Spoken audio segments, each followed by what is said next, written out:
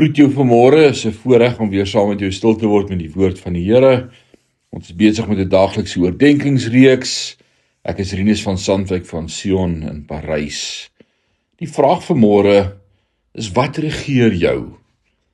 Ek lees vir ons uit Romeine 8 vers 7 en 8. Paulus skryf en hy sê: "Want die sondige natuur is altyd vyhandig ingestel teenoor God. Dit rebelleer teen God se wet, want dit is in sy aard. Dit is waarom die mense wat deur hulle sondige natuur beheer word, God nooit gelukkig kan maak nie. Met die siel, die verstand, tussen die gees en die vlees vasgevang, word die vraag: wat gaan my verstand beheer? Gaan dit die gees wees, soos my gees aan God se gees gekoppel is? Sal ek 'n geestelike mens wees? Of gaan ek vleeslik wees en wonder, waarheen gaan ek? Hoe gaan ek vermaak word? Wat gaan ek eet? Waarlik, as my liggaam my gedagtes beheer, is ek vleeslik gesind en kan ek God nie behaag nie."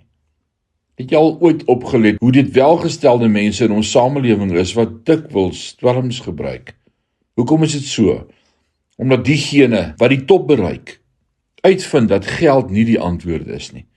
Terwyl die res van ons dink dat as ons net meer geld kon maak, ons gelukkig sou wees. Salomo het beter geweet. Hy het meer geld gehad as wat hy geweet het wat om mee te doen. En hy was steeds nie gelukkig nie. En hier kom klein Paulus met sy geboë bene, krom neus en kaal kop en sê: dis regtig eenvoudig. Om vleeslik gesind te wees, is die dood. Maar om geestelik gesind te wees, is lewe en vrede. Salomo het dit uiteindelik uitgepleis. Na ongeveer 12 jaar van vroue, geld, mag en filosofie het hy gesê: laat ons die slotsom van die hele saak hoor.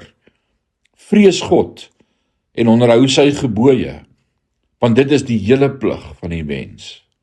Ek vra jou hierdie vraag: wat regeer oor jou siel? Is dit die vlees of is dit die gees? As jy die materiële gaan nastreef en vir jou vlees leef, sal jy nooit tevrede wees nie. Maar as jy vir die gees leef, sal jy lewe en vrede vir ewig en nou ken. Mag die Here jou seën in hierdie dag met sy teenwoordigheid, en dat jy sal weet, hy is al wat jy nodig het. Die Here seën jou. Amen.